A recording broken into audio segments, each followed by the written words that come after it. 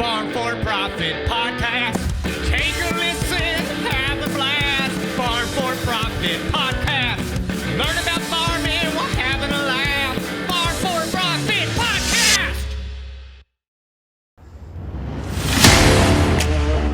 You like this one. It's right on the top of the list. You like this one. All right, here we go. Today on the Farm4Fun show from the summer's eve, we head way northwest to meet up with one of the most influential people in not just dairy, but in ag. This man's out there spreading the unfiltered truth to the world through raw transparency. He's an author, a keynote speaker, a fourth-generation farmer, has 64,000 followers on Instagram, over 20,000 on Twitter, and over 13,000 on YouTube. Please welcome from Oregon, Mr. Derrick Josey of TDF Honest Farming. Yeah, buddy.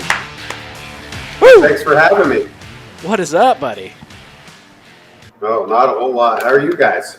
We're doing great. I'm glad you're here. We kind of had a reschedule, and then you showed up accidentally. That was a little awkward. Yeah. Like, hey, I'm on this other podcast. That was iconic.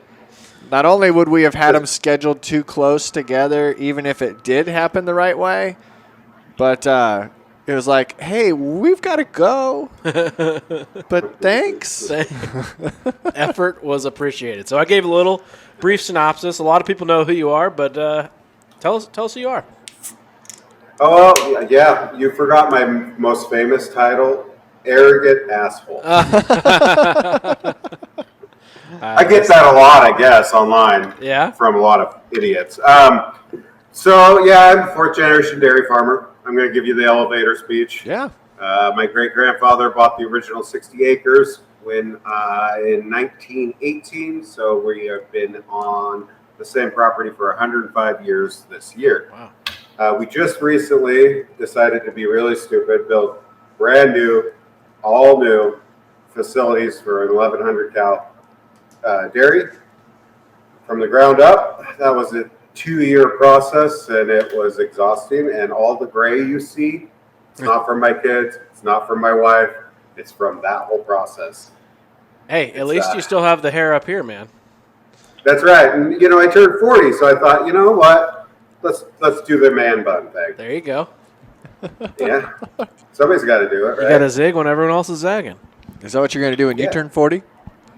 Maybe a mullet. Mullet? Yeah. Maybe I'll do a mullet. Yeah. Well, if I take it down, because it's shaved on the side, so it kind of is looking like a mullet. Oh, he could be he could be our new mascot. Yeah. So brand new dairy facility. Man, that had to be expensive with all the technology that's in dairy these days. Oh, boy. Yeah.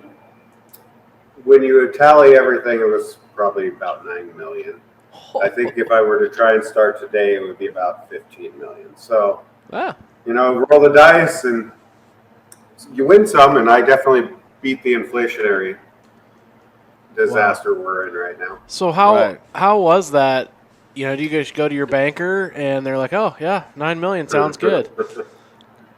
Well, we only borrowed 6.5 because it's been a 10-year process where we only borrowed 6.5. Yeah, it was only 6.5. Okay. Yeah.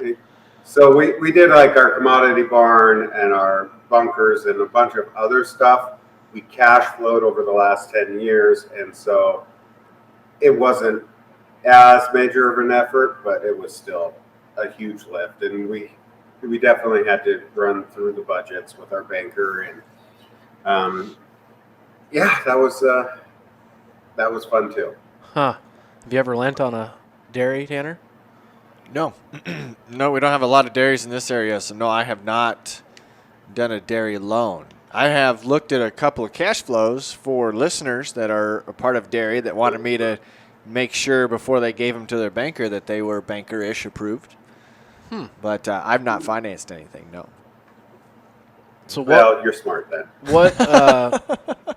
When we put up we're really familiar with hog barns and some cattle confinements. And we typically, I guess you go back 20 years ago and you tried to have a hog barn paid for in 8 to 10 years. Now it's pushing 15, maybe getting up there to 20, just with building prices. How long do you expect it to take to pay that off? The note is 20 years, Okay. but I'm hoping to pay it off at 15. Okay. Nice. I just didn't want to. I preferred the longer payment option because I can always pay. It's a no prepayment penalty loan, so it's much easier with that payment versus the 15-year payment. That way, I'm not sweating if things go sideways. Right. Which never happens in farming, right? So No, you won't have to dump milk or anything like that. No. no. So what are your vendors for your milk? Are you contracted through a certain method? I am one of the member owners of the Tillamook Co-op. So one of the arguably the best dairy co-op in the country, and we have fairly solid milk prices that are set on an annual basis, which helps a lot when you're talking to a banker. Oh yeah. I know my wife is made our family a big fan of Tillamook cheese. It wasn't until a couple years ago that it was sold around here. Yeah, I don't think you could find it until a couple years ago. So yeah, that's great stuff. No. Have you tried the ice cream yet? I have not. No. Can we get it in Iowa? You should be able to, yes. And try the cream cheese while you're at it too, because I know that's available too. He just wants us to go buy it all. Free advertising. I might as well. Well, yeah. The jalapeno honey cream cheese it'll change your world. It is phenomenal. That sounds amazing. It really does. Like one of them jam spreads or whatever with crackers. So the other night my son grabbed a steak out of the fridge and he heated it up, and then he grabbed the jalapeno honey. I was like, "What are you doing with that?" He goes, "I'm going to put it on top of the steak." And I was just like, well played. Touche. Nice. I might have to try that. That's awesome. I'm checking out your website here, and it is very cool. A lot of videos on it. Looks like it's all Jersey cows? It is, and I got this year I have to redo all those videos, obviously, because that's from the old facilities. So all new videos coming soon. So did you take down the old facilities? I was just going to ask. No, they're still there. The snowstorm we had in January took down part of one of the roofs. Because we don't normally see snow around here, and then we got over a foot of snow in a day. Wow, that'll do it. Yeah.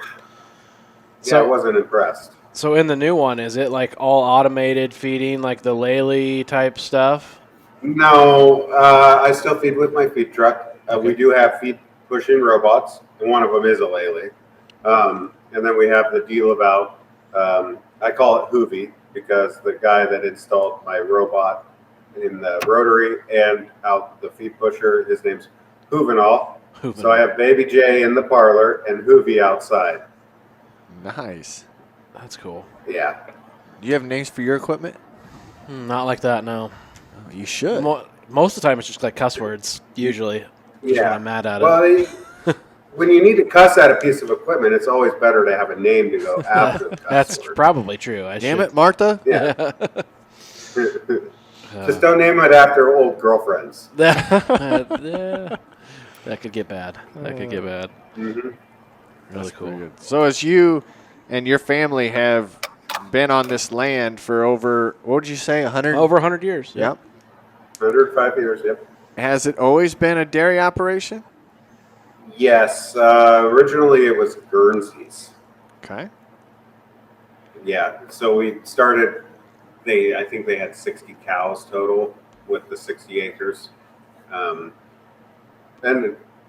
anybody that's been to Tillamook, we get a lot of rain, and we are down right next to the Wilson River. That's part of the reason we built brand new. We moved out of the floodplain because it only took us 105 years of dealing with floods to decide it was time to get out of the floodplain.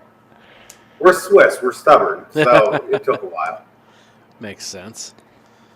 So then, yeah, as the family has continued to work in this, how many family members are still involved in the operation? My parents, my wife, and I. My brother, has his own dairy, and that goes back to my dad and my uncle farmed together long enough to realize that when my dad bought my uncle out, he didn't think that he wanted to subject his own sons to the same problems, which are family drama. So he has his own dairy, his own thing, and it's a much better option than us trying to farm together. Oh, I thought you were going to say he has a much better dairy. Yeah. Did you not think that's where he Yeah, I was thought going he with was going to that? say that, yeah. No. So how does that? No, Go ahead. Go ahead.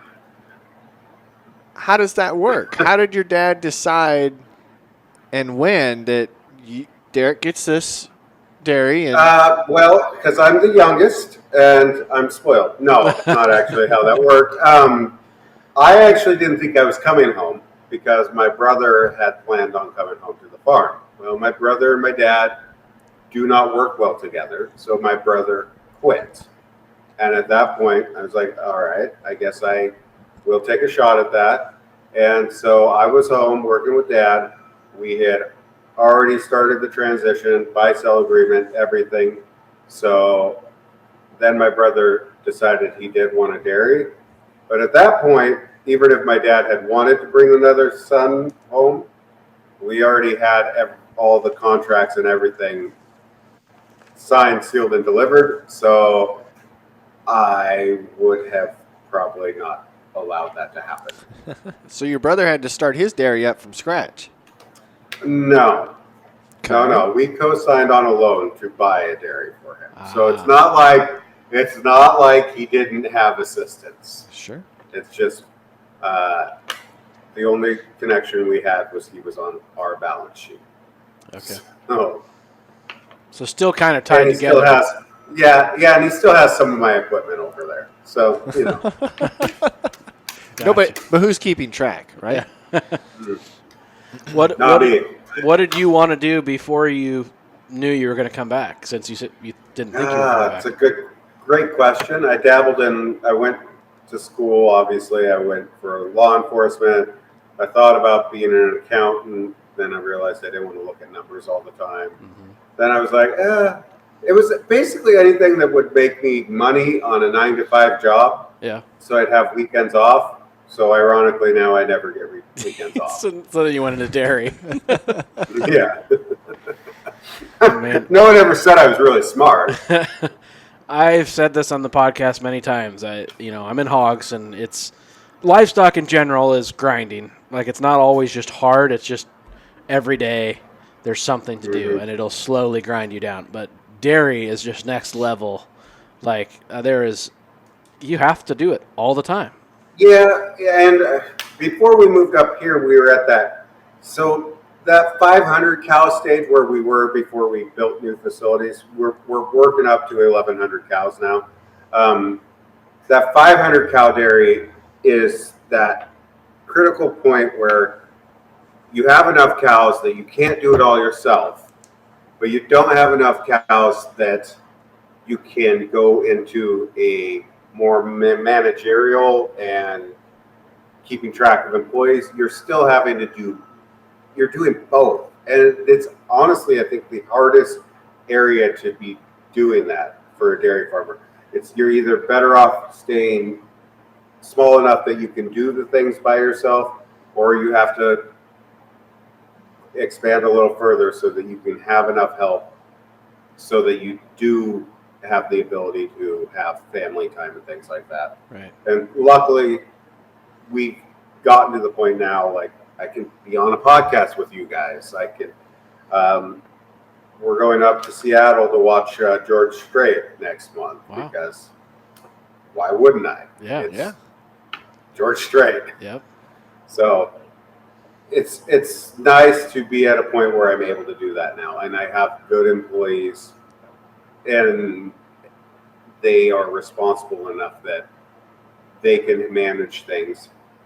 Yes, I still have my father on farm, but he's 72, so they have to pick up the weight when I'm gone. He can be here to make sure they're doing their job, but he can't do the things he used to. Right.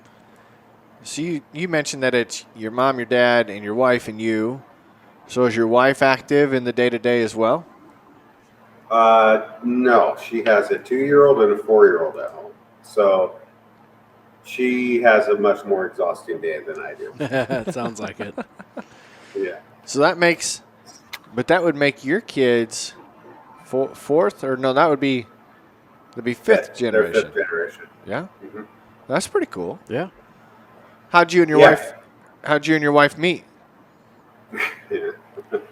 Her aunt tried to set us up for almost a year before either of us agreed. Me, because I had just ran through a divorce and I was newly single and wasn't really interested in meeting anybody. And her, because no, that's a recently divorced guy with 2 children. So no, thank you, because I have a 16-year-old and a 14-year-old also. Okay. Yeah. And so it took a while, and we finally met, and, well, some of the first words that came out of her mouth were, "I have horses, and if that's a problem, don't waste my time." Oh, boy. And was that a problem? I looked at her, I said, "I feed 500 cattle. I'm not even going to notice 2 horses." Which was a huge mistake, because it's not just horses. You have the horse trailer. I lost my F-350 because she all of a sudden started hooking my truck up to her horse trailer, and I was stuck with her Dodge, which is still the farm truck now. Yeah. I don't know how that worked, but the very nice F-350, I don't even get to drive it anymore. So when they say it's just horses, it's never just horses. And now the horses get dairy quality hay. That's right. No, they definitely don't. Otherwise, they would die. They would I die. mean, It's too good. yeah, too good. It's too hot. Mm-hmm. Yeah, the stuff we feed horses, I look at it, I go, I wouldn't feed. You couldn't pay me to feed that to my cows. Yeah, it's so weird. So are you able to make all your feed, or do you have to end up buying some too? No, we buy all our grains and we buy our hay, our alfalfa from Eastern Oregon. We are on the coast. We don't get dry enough, and we usually don't get the heat either. The corn I grow for corn silage is a 72-day variety. Wow. That's and it about the still takes earliest it 100. goes. Huh? That's about the earliest I think corn hybrids go. It is. Yeah. Yeah, it is. Yep. And it still takes us, it's in the ground, and we'll harvest October 1st. Huh. But that'll Yeah. all go to the dairy cows, right? The silage? Yep. And then that's where you So, spread your it's manure. it's a unique climate here. Beautiful. Stays green year round, so. Yeah, I didn't think about that. Does that give you enough land to spread the manure on, or do you have to contract that with neighbors? No, I have enough land. Okay. Because even our grass, because we harvest grass, we take grass cuttings off about every 30 to 45 days. So we can get 5 to 6 cuttings of grass during the summer. Wow. I'm working on, I got to build a compost barn because I'm going to take my dry separated solids, and I have other farmers that would love to buy that once it's certified compost. Right. Wow. Gone through the heating process. So, Yeah, that's organic. yeah. Right? Yes. Yep. Yep. There you go. What do you just need? You just need probably like a hoop barn or something like that, and then a turner or a little. No, with our weather and how close we are to the coast and the moisture from the compost, the hoop barns just disintegrate. Oh, okay. We're putting in a 60 by 230 pole barn. Okay. And then we put plywood on the roof. That way we don't watch our metal just rot away on us either. Right. It's a unique climate. Huh. That's for damn sure. We'll have to go visit. I've been to Seattle, and I did enjoy Seattle. Now, that was only the day before and day after an Alaskan cruise, but Oh, yeah. it was still neat. We got to go down to, was it Pike's Fish Market? Yep. I got to do the touristy thing there. Obviously, saw the first Starbucks, the stuff to do in Seattle. But I I do remember it kind of being gloomy both days Yeah. that we were there. Yeah, about 6 months out of the year it's gloomy. The rest of the time it's gorgeous. No, I could totally. And we don't get too hot. That's you get me into your guys' area during the summer or the winter. You guys get miserably cold. Yeah. But I mean, our average temperature is mid-70s during the summer. Oh. With a nice coastal breeze. So I can be in a hoodie almost year-round. That does sound nice. I kind of don't mind that. I was thinking about that today. What's the most, and this is like just me in my own head, because I had, this morning it was chilly, but it was warm enough you could have shorts on, but you're like in a hoodie. I'm like, that's the perfect, like when you could light a campfire and be in shorts, and not have to sit on the fire. but yet it's a little chilly, you could have a sweatshirt on. Like, that's perfect. Yeah. Yeah. To where you could That's me most of the summer. We get that 3 days a year. and it was part this morning, and it'll be part the next day. Yeah, it's not one day. But you're right. Youyou can get your heart rate up a little bit, and not completely break out into a sweat. Yep. Yeah, Yep.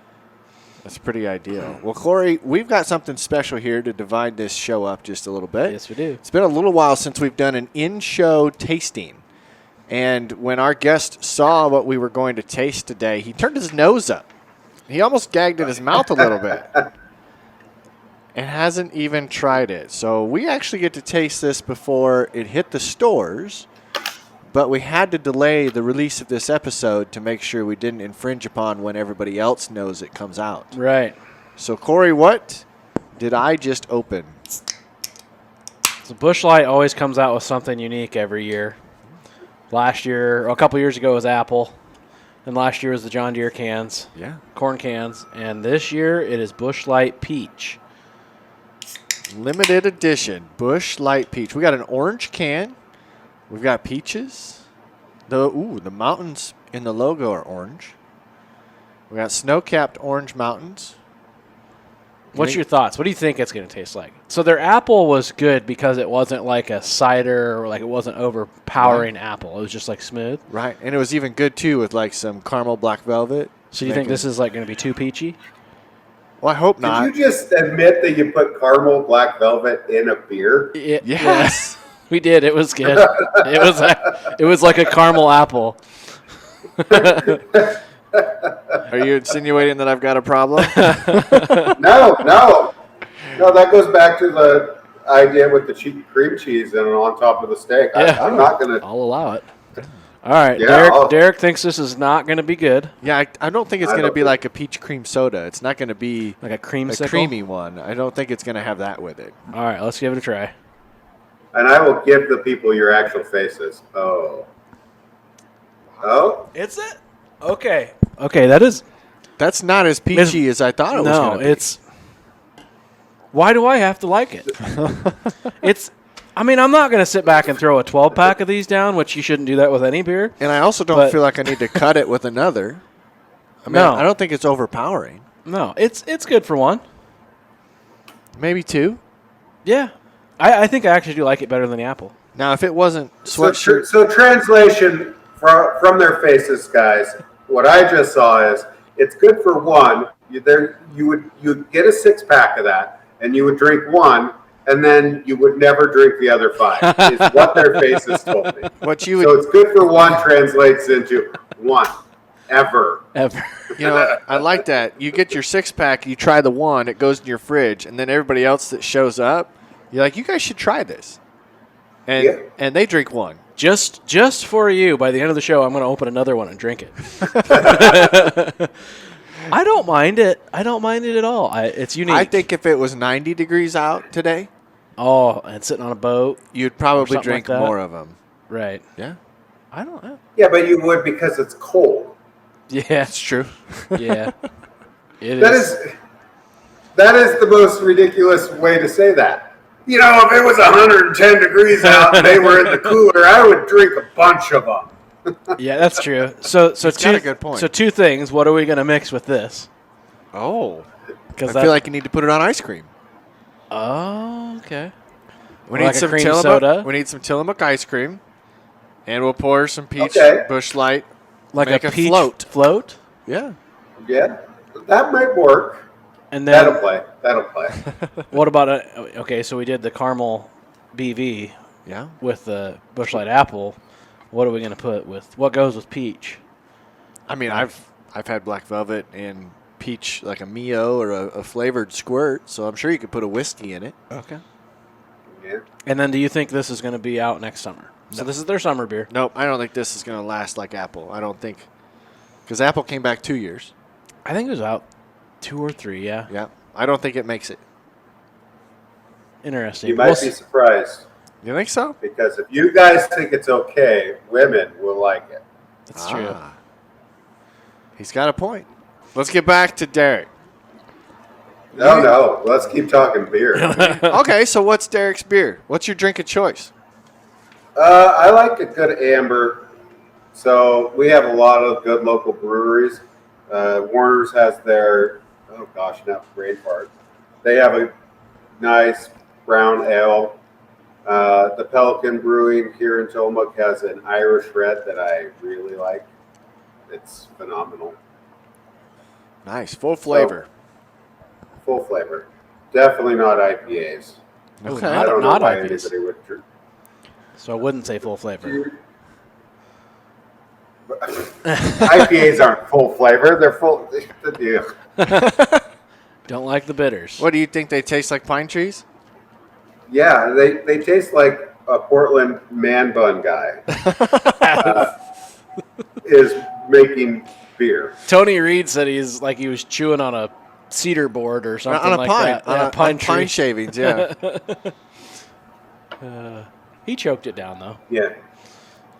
And then if you're going to do a beer float, you obviously have to go with like a porter, something really dark. Yep. Okay. Yeah. I do kind of miss those days. When we first started doing these shows, Derrick, we would get breweries to send us random beers, and you'd get to try 3 of their top or their 3 latest releases. And we'd have, there for the longest time, my fridge was full of 4 cans of 16 different beers. Yeah. But that was kind of neat. You'd come across something, you're like, oh, wow, this was really good. And others, you just send them home with Dave. Yeah. But it was fun to come over to your place because you just grab one. You didn't know what it was, it was like Russian roulette of drinking beer. Yeah. Now I'm going to do that with peach. I'm going to stick random peaches in the box of Busch Light, and if you pulled it out, you got to drink it.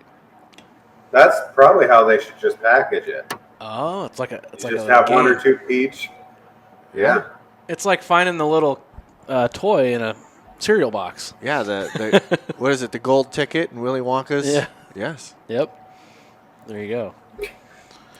So now I want to know why on a lot of different things, Derrick. Okay, let's do it. Why be an author? Why speak in front of people? Why put yourself out there on social media? Why are we doing this? Because I was annoyed with all the bullshit online, so I thought, why not? And I thought there's a lot of people that do what I do online, and a lot of people that do it really well. I just happen to punch back a lot harder than most people do. Most people are like, oh, well, we'll just ignore all the haters and and we'll just show our lives. And I'm like, no, when the cockroaches show up, you got to shine a light and smash them. Right. And so that's more the way I go about it. It's probably also why I'm not sponsored by anybody because, I say things I shouldn't. I know a lot of people look up to you, though. A lot of people speak highly of you in the ag industry. You're a great voice for us. And you've been doing it for a while. Yeah. Yeah, since 2016. Yeah, and you guys, when you were, see this? I'm brand new at this. Can't even talk.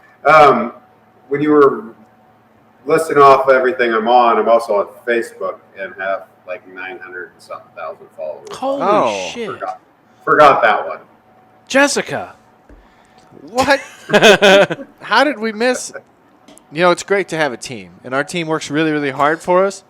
But how the hell did we miss that? So Tanner's got a, what do you call her? Jessica. A Jessica. I call her she Jess. puts this together and gives me all the metrics. And a lot of times I go through and double check, but I didn't because I figured you were well known enough. There we She's go. obviously not a Facebook fan. Well, That's well, obviously who she's in is? college, and Do I think Facebook's dead to college people. Do so. you literally Yeah. have like everybody from Facebook as a follower? There's got to be only like 900,000 people left on Facebook. Oh gosh, no, there's still billions on there. I'm gonna try to do Most it of at them- the end and have have Will edit it in. Do the what? Oh, great. Then I'll just, Or do like- that, and then we could just take this whole section out where you ream on Jessica. Oh Or just no, do it this and is way more. 900,000 This is followers. absolutely way more entertaining. No, just cut Derrick telling us that in behind there. Oh yeah, just so you know, you missed this. Yeah, just so you know, minor detail. So the why- reason I decided to write a book, though, was because there's a whole demographic of people who don't go online very often and, believe it or not, still read books. I keep meaning to get it on Audible. I still need to read it and record it and put it on there, but I haven't found the time to do that yet. But that was actually harder than what I do on social media, because social media, if I get tired of it, I'm just going to shut it all down and disappear. Yep. Whereas that book, it's out there. I can't just call everybody that bought it and say, hey, you need to return that book. Well, I hadn't thought of it that way. That's true. You'll always be an author. Mm-hmm. So how does that process work, or how did you make that work? Did you just start with a notepad and paper? How do you write a book? I actually worked with a ghostwriter. He's the one. I was on his podcast, and he ghostwrites for rock stars. Wait, like a ghost writer, not a ghost rider. Okay, got it. Yeah. Okay. Not somebody that rides Harleys with his hair on fire. Yeah, that's what I'm thinking. Yeah. I thought it was like Turns some into a special. burning skeleton. Yes, author. he wrote my book for me. Okay. So it ended up where, and he was like, so I don't want you to say no out of hand, but I think that you have a book that needs to be written. And he had 5 rock stars' autobiographies written, and he wanted to do my autobiography. And I was like, at this point, I'm 38 years old. I'm like, that's really pretentious to think that I should do an autobiography at 38 years old. So no. But what we could do is write a book about the dairy industry and dispel the myths and misinformation, basically what I do online in long form in the book. And so I was on the phone with them for 20 sessions at about an hour and a half per session over the course of a month. And then after every chapter, he would send me the chapter and I would read through it, make changes. He has an editor that would go through it. The editor goes through, and anything I said in the book, they did the research to make sure it was factually accurate so that I wasn't putting something out that wasn't true. And the one thing that they could not find and confirm was when I said in my book that Tillamook was the mecca of dairy and all dairy revolved around Tillamook. And so I had to explain that maybe sometimes my sarcasm or my jokes fall flat because I'm not as funny as I think I am, evidently. That's still your little, that's your little piece of value. It's like, no, that's staying in the book. Yeah. No, trust me, it's a fact. It's a fact. That's pretty cool. I didn't even think about it that way. I mean, we've had conversations as a podcast. You know, we're a couple hundred episodes into this. We do 104 shows a year now this last year. We get to talk to a lot of experts to where, just like you said, there's value in the conversations that we've had. Could that be put into a book for those that don't consume via podcast, YouTube, social media, that would find value in the same message of us trying to help farmers achieve higher levels of profitability? But when you sit down and you go, how do I write a book? A lot of ghostwriters. Well, how do you, yeah. So that's fascinating. A lot of Harleys out there. That's right. Ghost riders in the sky. We haven't had our typical podcast. Seems like we sit right next to a major highway, and usually somebody that's either straight piped or is on their Harley takes off from this stoplight. I'm surprised they just haven't wheeled up here to the patio and just done a burnout. So how have book sales been? Have people really liked it? They've been good. We're right at about 10,000 books sold, which evidently, since I'm not an expert in selling books, that 10,000 book mark for an author's they consider that a successful book. I considered it successful because for like almost 3 months straight, I was beating out Bill Gates in a couple of the categories on Amazon. Nice. For book sales. I was number 1 and he was number 2. I took screenshots, just. Oh, absolutely. Yeah. That could be the album cover. His screenshots. I would say it was wildly successful if you only borrowed $6 million of $9 million. So just call that all book sales. Yeah, that was all book sales. Totally. So we've actually got around your episode. I want to make sure I got the schedule correct. That is way too organized. Just after your show, so the Monday after your show launches, we talk agritourism as a way to diversify income sources. And I hadn't thought about book sales as being a way to diversify farm income sources. I never have either. I'll be right back. You know? Yeah, no, it definitely is.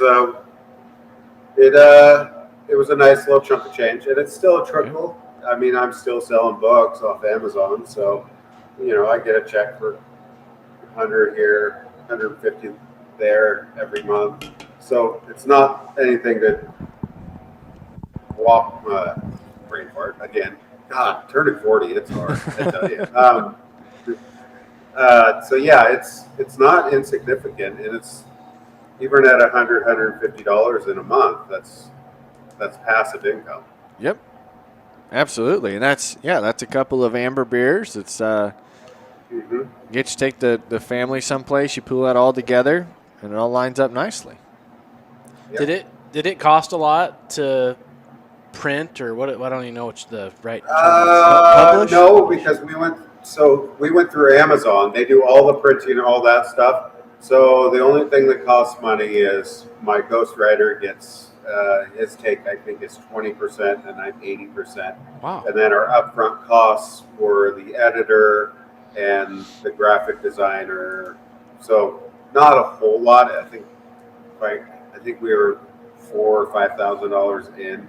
Awesome. And that just came out the top of the book sales. So. Wow. I didn't realize that you can send like a manuscript to Amazon and then they print the book. Yep. They have their own printing warehouse. It actually has made it so independent authors can do their own thing and they don't have to go through. I think there's only 3 publishing houses left, not counting Amazon. And so it's pretty much a monopoly on book publishing. And if it wasn't for Amazon, it would be really hard to be an independent author and get books out. And you probably don't have a pallet of books sitting around. They probably just print them on demand. Yep, exactly what they do. It's amazing. So and you can order them in bulk if you want to get 100 books for if you had a little store or something. You can order them directly and they'll ship them. Barnes and Noble have a bunch of Derrick Josey books. That's why we can't have a store. Hillebo and Winterhoff. No. Nobody's going to go there. Tanker. It's so interesting because that's kind of like the opposite of what everyone thinks of Amazon. Like, they've killed the small store and they've, taken business away from local and all that. But that's kind of completely opposite of the way. Like, they're actually giving the small author a voice where you don't have to have a book deal with some big publisher. Well, between that and being able to market for yourself on social media, there is a lot of authors that are able to make a living doing it that way. That's cool. Yeah. Hey, Derrick. I don't think you finished the first one. It's gone. It's gone. Just went and dumped it in the sink. Yes, see, and you cut that part out. I saw you leave. He's so good at this. Yeah, he's so good at this. Everybody's going to watch and be like, oh, shoot, where'd he go? Where did that part go? He was gone, guys. I got another one here that we can't fake. That's right. So the other thing that we enjoy doing on each one of our shows is playing a little game. So we're going to play Would You Rather with you today. Oh. Okay. Oh. And we've had some of these questions before with some guests. We'll kind of compare them to the answers that we had on there. Actually, a couple of these about 2 months ago we shared as questions this. So in life, pretend you have a remote control. Okay. Would you rather have the pause button or the rewind button work? Ooh. The pause button. And why?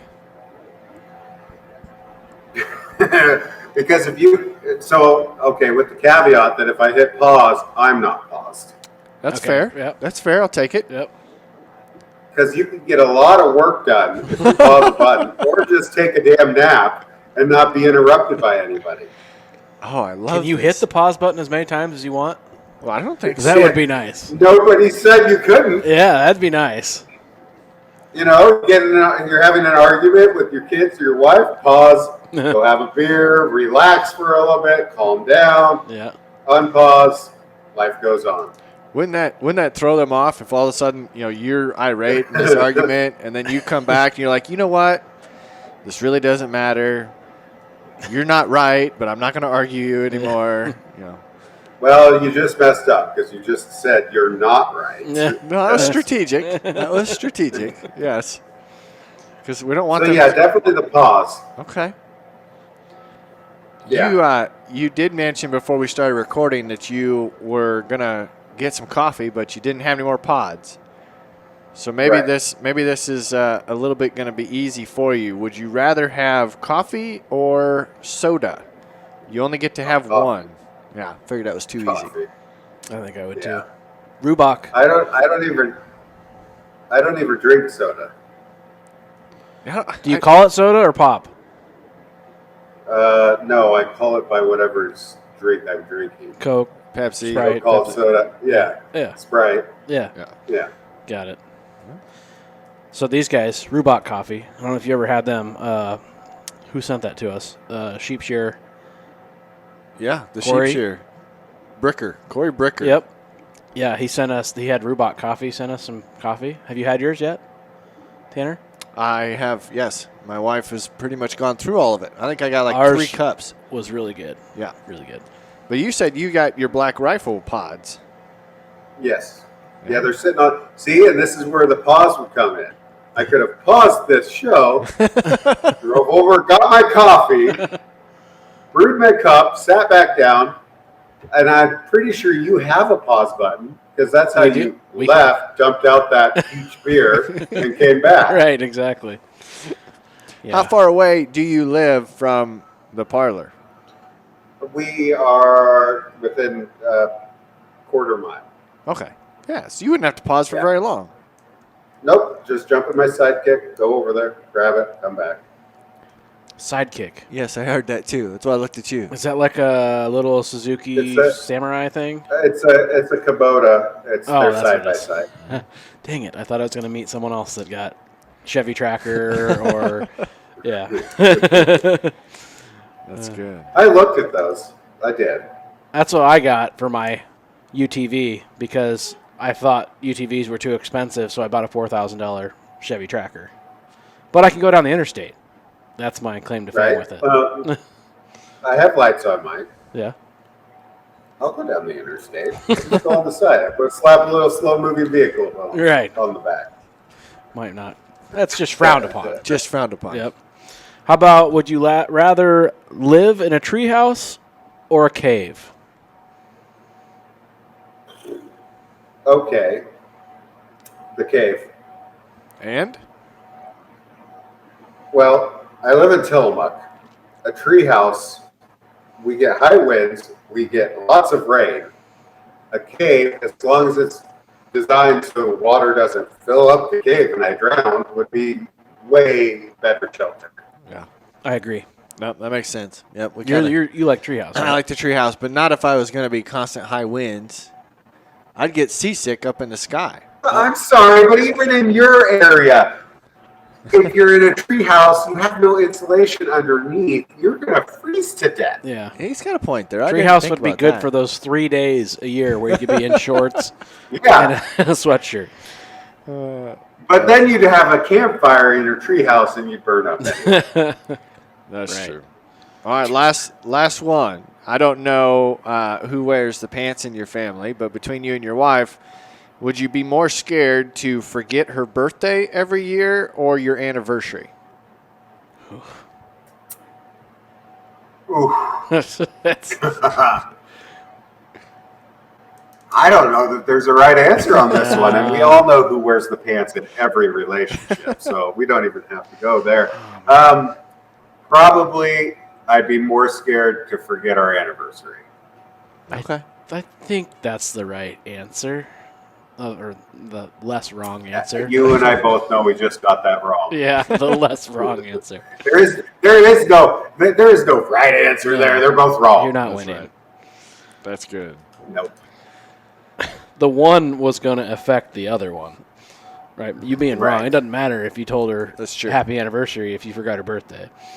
You're still not getting any that long, even if it's 6 months later. Years later. Years later. Years. Yeah, they won't. It's not going to matter. They'll 'cause you forget forgot it other next year. things, but they will bring that up 10 years down the road. Oh yeah. As soon as you hit the unpause, it would be Right. you remember that time. Right. Right. Oh, that's why he's such That a would be great the only guest. time a rewind button would come in handy. Yeah. That's true. So now, did the book come first or your public speaking come first? Public speaking did. Okay. And we've actually backed off on that a little bit. I'm doing local where I can travel locally because the last one I did was in Bemidji, Minnesota, outside the locals, was Bemidji, Minnesota in January. And I got stuck in an airport for 6 hours because of snow. And my daughter, I missed her first time at a big play area. And so we decided, well, the girls are still young, I should stay closer to home. Sure. Right. I figured it's because you were tired of getting hit by tomatoes. And that hasn't happened yet. And I honestly don't know why people think I'm that exciting to come see. So when you go around That's speaking, true. are you doing the same type of sharing what's in the book? What do you get asked to talk about? Usually it's talking about my outreach to the general public, what I do, how I do it, tricks, everything. Tricks like It's boring. magic? Tricks. Magic tricks. Yes, like working the algorithm and figuring out what they're doing with the algorithm so that you don't get shadow banned. So what is the trick? You just have to pay attention and listen to other podcasts, really boring podcasts. Don't listen to about this social one. Media trends. Yeah. Yeah, you actually, it's not rocket science. You just have to be willing to put a little work in and pay attention to what they're doing on social media. Yeah. Were you expecting to call in? Was not expecting to call in. No. Ooh, who's coming in? No. Not Line in. one, you're on. No, the phone in the office is ringing. We should go answer that. Hello, you're on the Farm for Profit podcast with Derrick That's Josey. So what's next? You said you backed off a little bit on the public speaking, but you're still putting yourself out there. Is it focusing on making sure the remodel goes successfully? You talked compost, but what's down the future? The future, we have to make a decision, my wife and I, this summer on whether we're going to build a new house or find a house that we want, because I want to build a visitor center.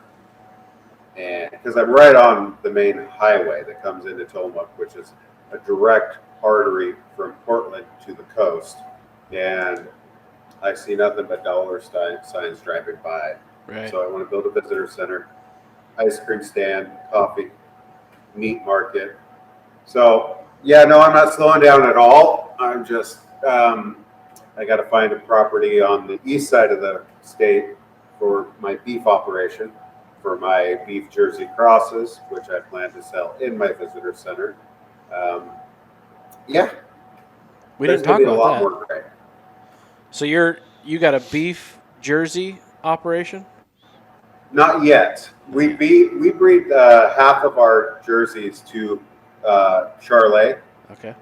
so that because we don't need 500-600 Jersey heifers every year, and Jersey bulls are not worth anything on the market. So by breeding them to a beef cross, the calves are worth something to somebody to raise for the beef industry.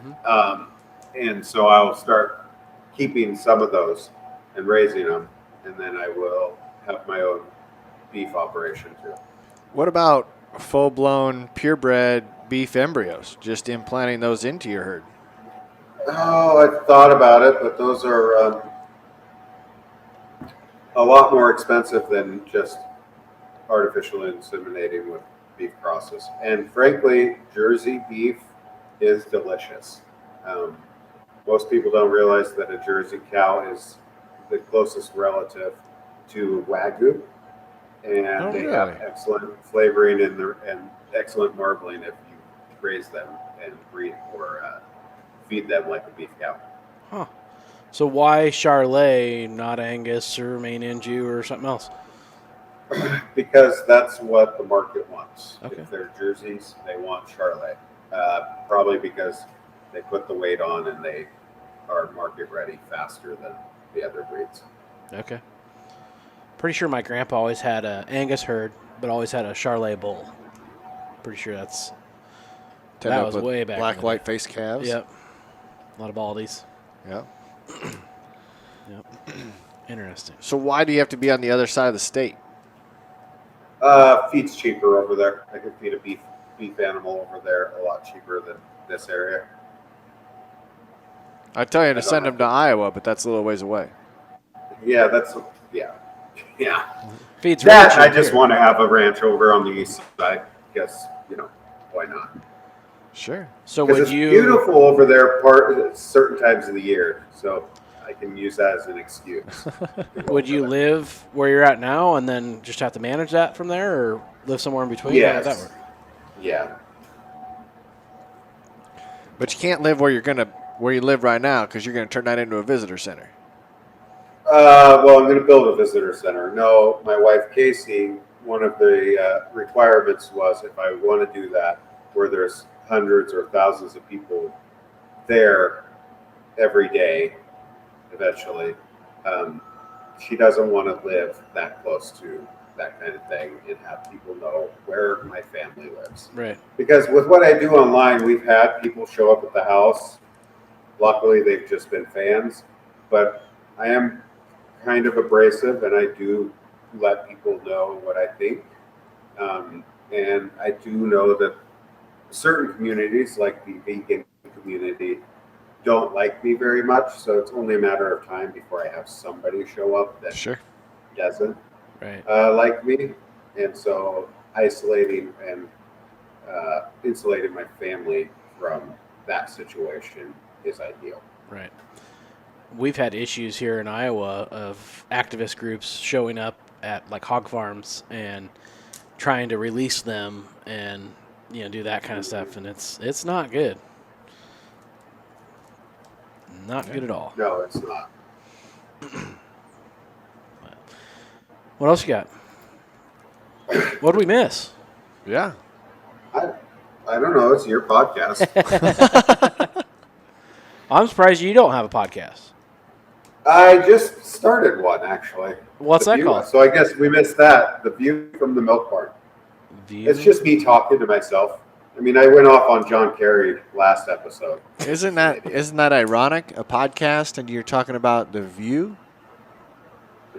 Yeah, that is a little ironic.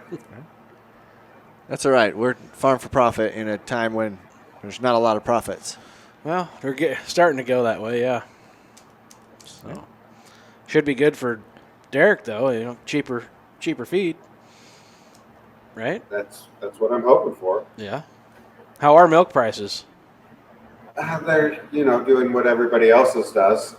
Prices are doing. They're starting to slump. I don't.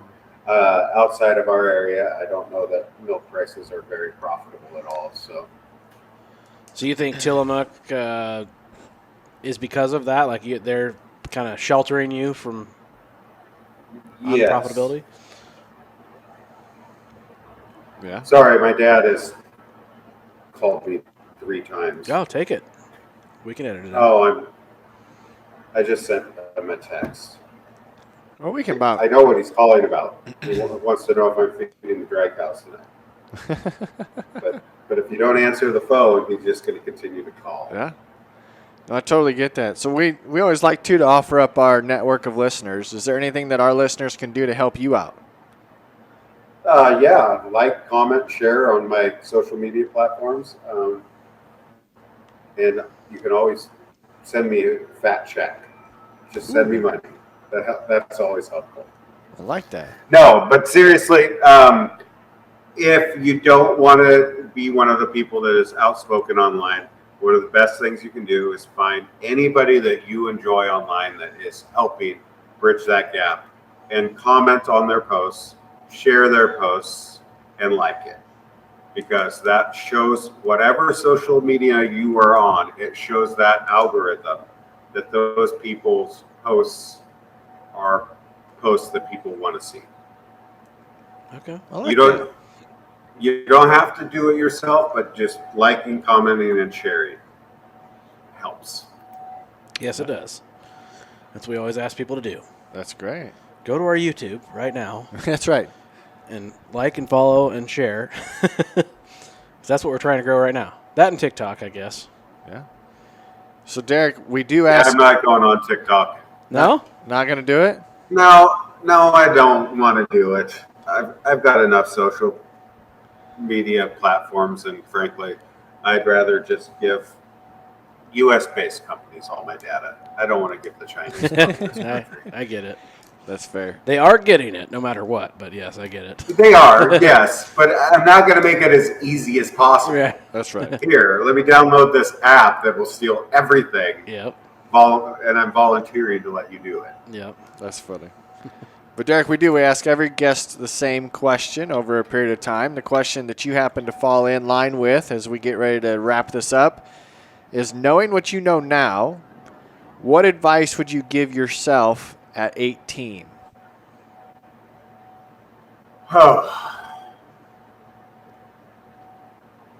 Listeners, just like what Derrick said, if you want to help us out, roll on over to our social media channels, hit our YouTube channel, and like, rate, review, share. Hit us up on Apple Podcasts.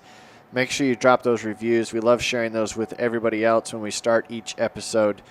Thank you for helping us grow to where we've gotten and help our voice be as powerful as it is. But, Derrick, if you were 18 and could hear yourself, what advice would you give? Well, not that I would listen to my advice, but I would tell my 18-year-old self to slow down and just enjoy your 20s. There is no reason to get in a hurry with life. There is no reason to think you need to do everything right away. And I would tell my 18-year-old self, no, you don't need to buy that $45,000 truck and have a damn payment out of college. Right. Nobody's impressed by your truck. Nobody gives a damn. Go buy that $4,000 one that if it breaks down, you can walk away from it and get a different truck. Yeah, I like that. There you go. Well, that's good. Derrick, we appreciate. And like I said, I wouldn't listen to my own advice, but that's what I would tell myself. Yep. We appreciate everything you've done. Plug your social handles so our listeners can come follow you if they don't already. Yep, sure. TDF Honest Farming on Facebook, Instagram, and YouTube. At Derrick Josey on Twitter. An industry worth fighting for is my book on Amazon. Let's see, and at Derrick Josey on LinkedIn. The cesspool of corporate BS. Isn't it though? The amount of Oh, DMs man. I get on LinkedIn every day of just trying to sell me something. It's like, whatever. It's ridiculous. Yes. It's so dumb. Yep. No. It is. But allegedly, he's on Facebook. Allegedly. Allegedly. All right, guys. Well, crack a Busch Light. Maybe it's a Busch Light Peach, Derrick Josey's favorite beer. You deserve it.